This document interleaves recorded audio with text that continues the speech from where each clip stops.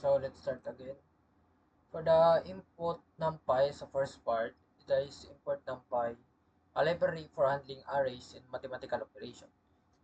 For the second part is the import matplotlib library is a pyplat as PLT. This imports matplotlib's libs plotting functions which we will use to draw graphs. From the next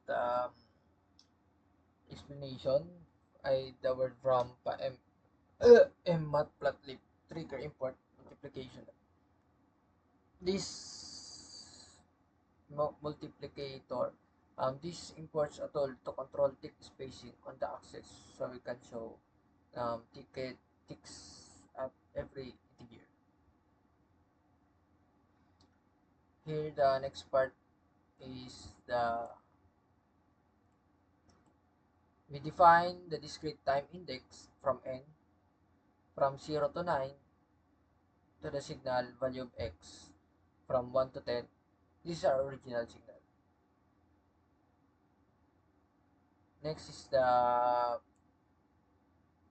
PLT. We plot the original signal as stem plot, showing discrete values as vertical lines.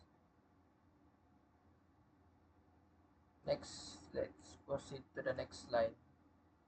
We add a title and axis labels to describe the plot. To the second line is we set both axes to show ticks at every integer steps.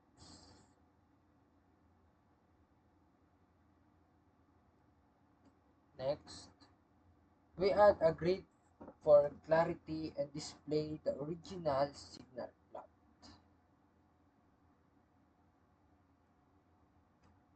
And for the time shifting,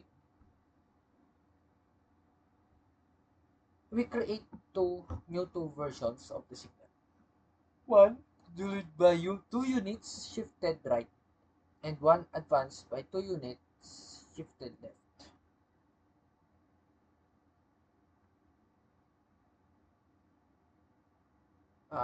Next, let's go to the next part.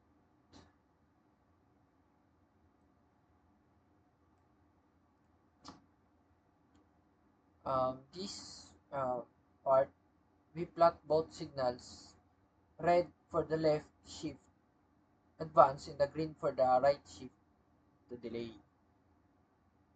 So let's head to the next part. Here we add a legend and labels to explain the shifted signals. So in this next thing, this part we set integer tricks, um, add a grid and show the time shifted signals. Here in the time reversal part, we reverse the time index, flipping signals across the vertical axis. Okay, next part. The next part is we plot the reversed signal in red and the original signal in green for comparison. So next part is we add labels, ticks, and a grid, then display the reversal plot. So the next thing is we are here in time scaling. I think nakalito po kasi.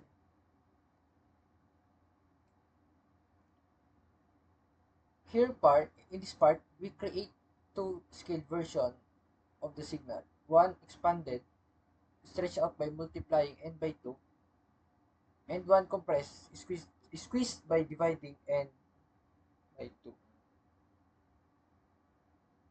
In this part, we plot the compressed signal in red and the expand signal in green.